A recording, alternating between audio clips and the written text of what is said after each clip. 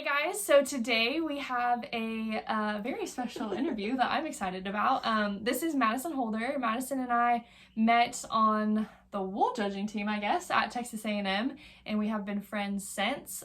She just finished up her master's program at the University of Georgia, and she has come back to us in Texas, thank goodness, and we kind of wanted to get her take on what she experienced in Georgia, as well as we're going to talk about the 4-H and FFA programs a little bit today. There's a lot going on social media in regards to all of that, so we're going to talk about that today.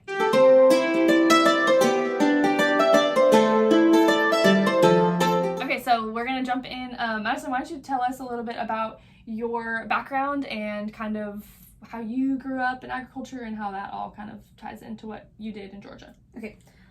So I joined 4-H and FFA, I guess the earliest that you can. So I was 9 years old when I joined. I started out in a junior FFA chapter, and I think I showed rabbits for the first time. Later found out that rabbits weren't really my thing, and so I got involved in showing cattle and hogs specifically, enrolled in 4-H, and then I've kind of stuck with that ever since. I took that a little bit further.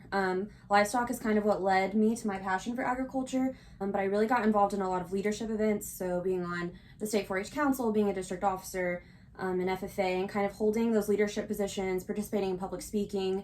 I really was passionate about judging teams, and so all of those things kind of led me to pursue a career in agricultural youth development, seeking a career in extension or working with youth in agriculture. So that's kind of what led me to Georgia. I pursued a master's, or I guess I finished a master's degree in ag and environmental education. And my research was really focused on kind of how we can promote cultural competence and global leadership within ag programs, specifically through using like innovative teaching models. I used for a class that I helped teach online blogging. Mm-hmm. So students would research different cultures or different minority populations and reflect on that and how that impacts them, and kind of just reflect on how they could be more inclusive. And I think that's really important when you're thinking about agriculture. I used a term when I did my defense. I talked about how agriculture, at some point every day, everybody needs it. Right. Doesn't matter what color your skin is, where you're from in the world, what your job is. At some point you're going to eat, you're going to drink. So you need agriculture. So in my head, it makes sense that everyone should be educated on the topic. So how can we create programs that are inclusive to everyone, regardless of where we may find ourselves? Right. Yeah, and that's kind of, I guess, too, I'm really glad you said that, actually, because part of this platform is, trying to educate people from all walks of life. You don't have to be a farmer to need to know about agriculture. Just being able to be an educated consumer is really important as well. So I'm actually really glad you touched on that. But kind of, I guess, going back to 4-H and FFA, for those of you who may not know what that even is, maybe let's jump into that a little bit and like what they are and what they kind of stand for and what they mean. So I guess let's start with 4-H. I guess what does 4-H mean to you? I think we might have a little bit different views on that just because of Maddison grew up in Texas, and obviously I was from California, so things were a little bit different. But what did kind of 4-H mean to you and all of that? Okay, so 4-H, I guess, to me, when I have to define it for somebody, it's kind of an organization that is dedicated to agriculture and community development. So the difference between 4-H and FFA is most of the time, at least in Texas, 4-H is an extracurricular activity, so you participate in it outside of school. So there's no specific classrooms that are dedicated to 4-H within the school year, whereas FFA is most schools in Texas have FFA chapters, and kids can take those classes when they're in school.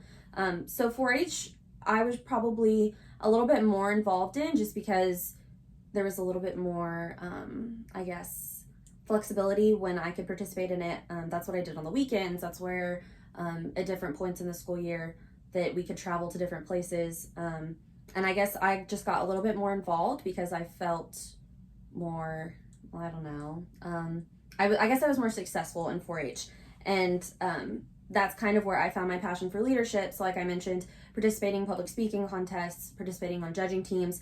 I was able to start a lot earlier in 4-H judging. And then I kind of stuck with that until I graduated high school, and then I judged in college as well.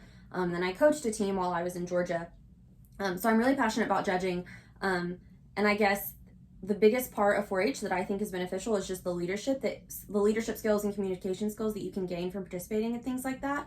I am very passionate about the livestock industry, and I will always say that the livestock industry is what has kind of propelled me and gotten me to where I am. But I think people forget about all of the other things that 4-H and FFA offer, specifically just being able to communicate with other people. I think a lot of people have lost that skill in the age of technology and in the age of social media. You know, we can have battles on Facebook or Instagram or I don't know. And you don't necessarily learn how to defend yourself or defend your values or kind of defend who you are face to face. And I think 4-H is what taught me how to do that, because I was able to develop communication skills that allow me to communicate with the public, you know, why agriculture is important and what it stands for. Absolutely. Yeah, I 100% agree with literally everything you said. I think another thing too, the only thing I'd add is confidence is I think a big thing that personally I gained from being involved in 4-H and FFA. I was a little bit different from Maddison in the regards that I was grew up, you know, in 4-H, started I think when I was 9. I got my first heifer and then we had pigs and stuff.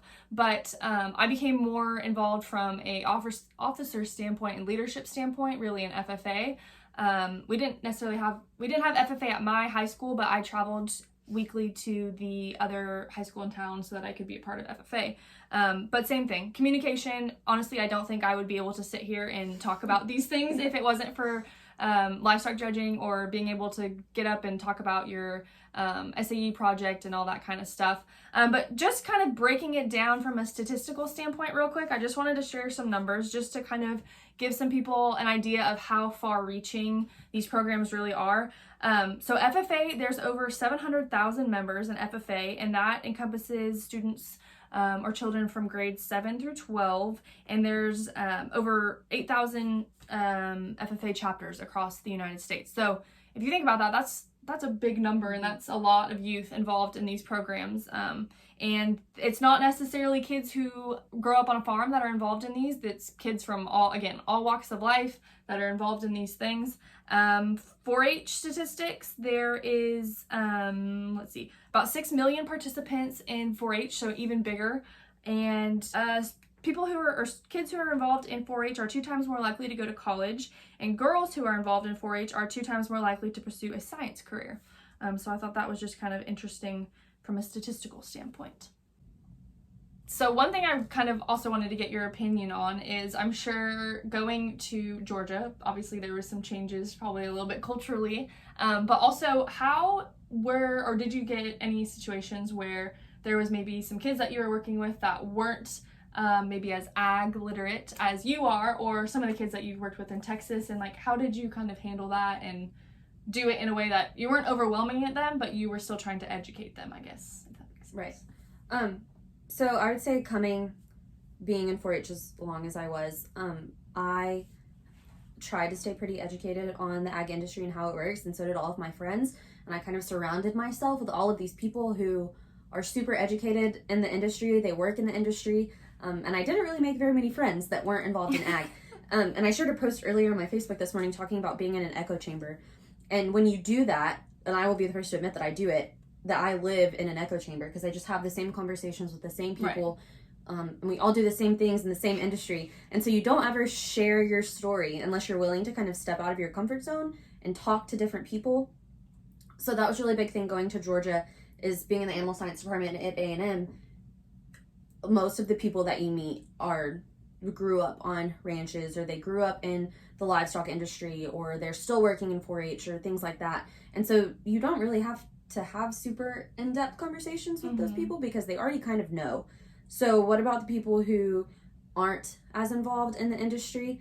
So when I got to Georgia, that was kind of what I decided I wanted to do, was kids who you can have really intellectual conversations with about the ag industry. That's really fun, and I love talking to kids like that. But at the same time, they're always going to have mentors, right. And their parents are probably making sure that they're successful and making sure that they know what's going on in the industry. And so what about the ones who maybe they're participating in 4-H or FFA because they genuinely want to? I use this term. I hate it, but I know that I've used it before. The whole Freddie 4-H'er term. That's real. I mean, you have people coming in to the industry who don't know anything. They don't know how our food system works. They don't know how the livestock industry works, but they want to. And I think a lot of times there's not anybody that's willing to step up and help them. I would consider myself at the beginning was a Freddie 4-H'er. My grandparents had cattle, but my mom was a dancer. My dad was not involved in the livestock industry. He'll probably laugh when he watches that. But it took us asking lots of questions and being newbies to figure out kind of how things worked, and that's how I got to where I am. So when I was in Georgia, I did coach a livestock judging team of little kids. They were juniors, but the county where Athens, Georgia, which is where UGA is at, Athens is pretty urban. I was helping. A couple of them had been showing, and they kind of knew what was going on. But I had a couple other students who they did not have any clue what livestock was. Yeah. I mean, they couldn't. It's a big dog. Yeah, like they were lost. And so sometimes it was really frustrating because you come from a place where you don't have to explain the basics. Right. Like, kids know what breeds are, kids know what livestock, what species they are. Just the easy things that you somehow skip over because they just already know. Take for granted. Yeah, we sometimes. didn't do that. Like, we started at the very, very bottom. We had to explain the difference between this is a steer, this is a heifer, this is a bull. And so by the end of it, it was a lot more fun because I think I got to see more growth and just the way that they talked about livestock. They do have to talk reasons in Georgia. We kind of skipped out. I mean, we talked reasons, but that was not my main focus. Right. I just wanted them to understand the industry better. And I think that is really important too, is when we refer to the livestock industry in Texas especially, I think people a lot of times, especially younger kids maybe, or people even still in college, we think livestock industry and we immediately think of the stock show industry. And that's very important.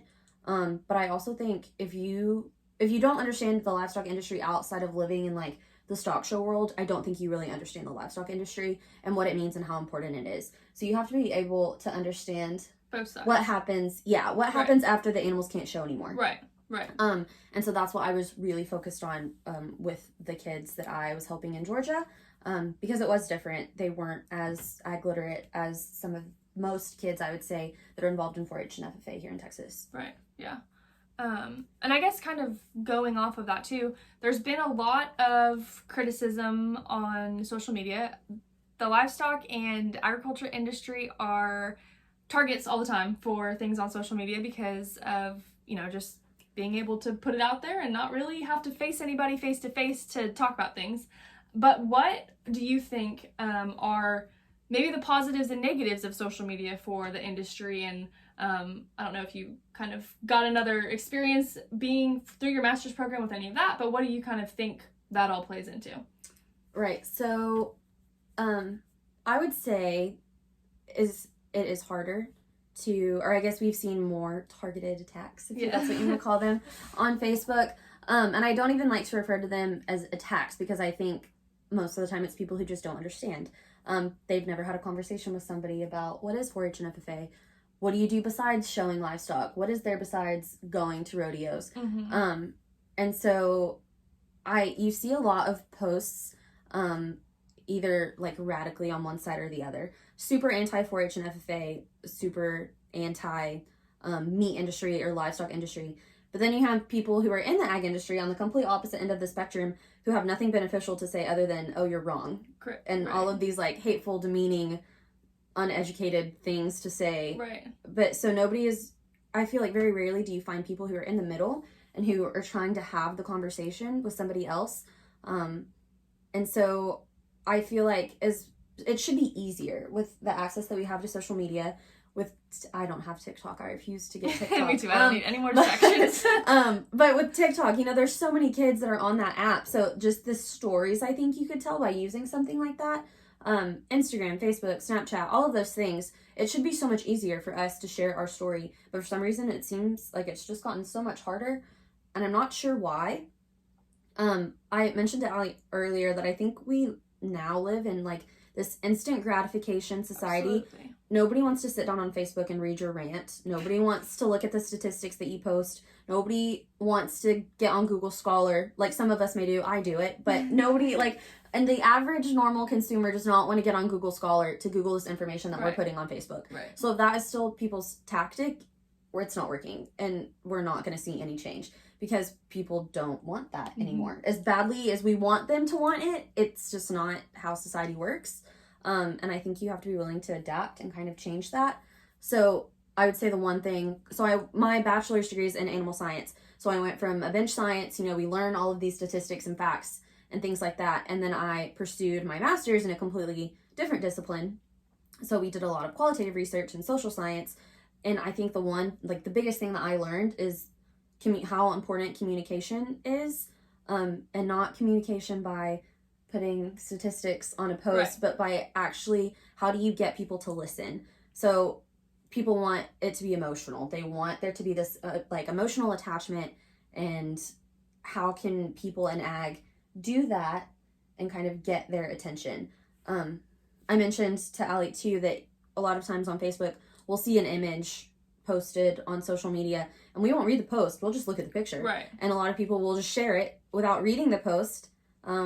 And there's no telling what information gets circulated around social media. We also talked about how you don't want to play into the critics' side of things. So somebody posts this negative post about agriculture and we share it.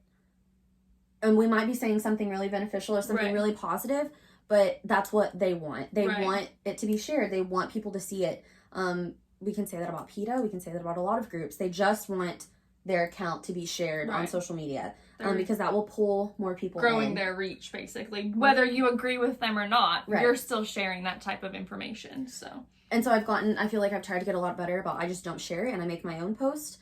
And I can't tell you how many times I've typed something up and they're like, oh, forget it. I don't want to do it. Because I'm imagining the war that is going to happen. Oh, absolutely. But I think you really have to get past that. And I think I've gotten a lot better about it. Because I want to be able to practice what I preach. And so I can't sit here and say that we need to be better communicators if I'm not willing to be a better communicator myself. Absolutely. So I feel like that's really important when you're talking about agriculture being the target of a lot of groups and audiences.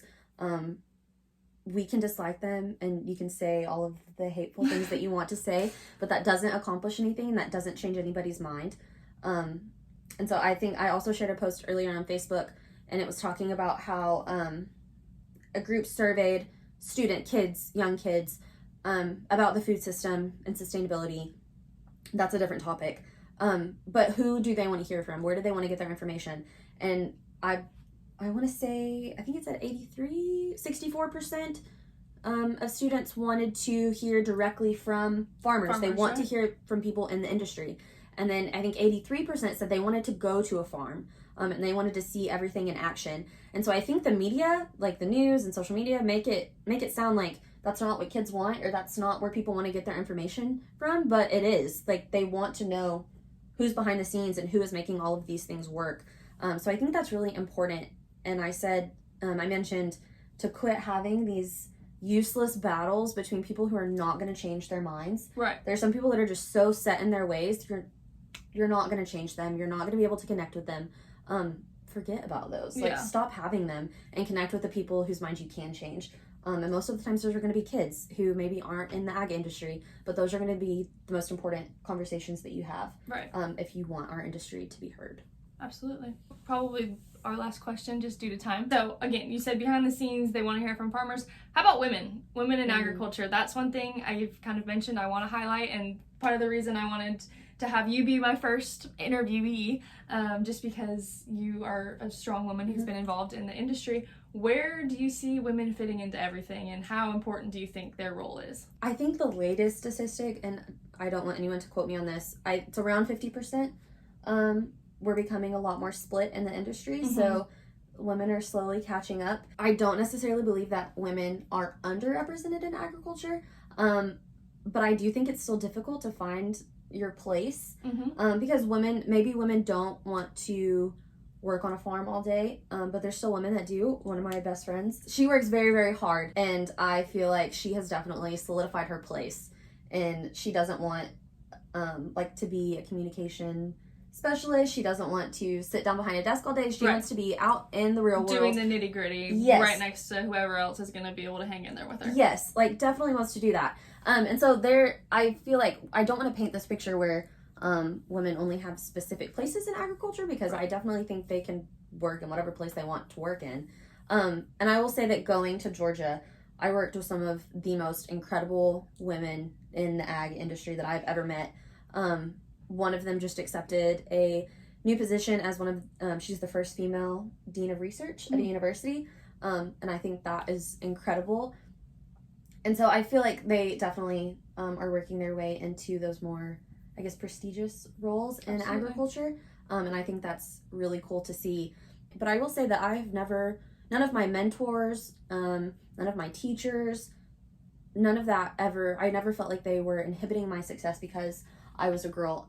And I feel like that's a really important part to mention in our industry, is I do think we do a decent job at being very inclusive and kind of helping people find their way.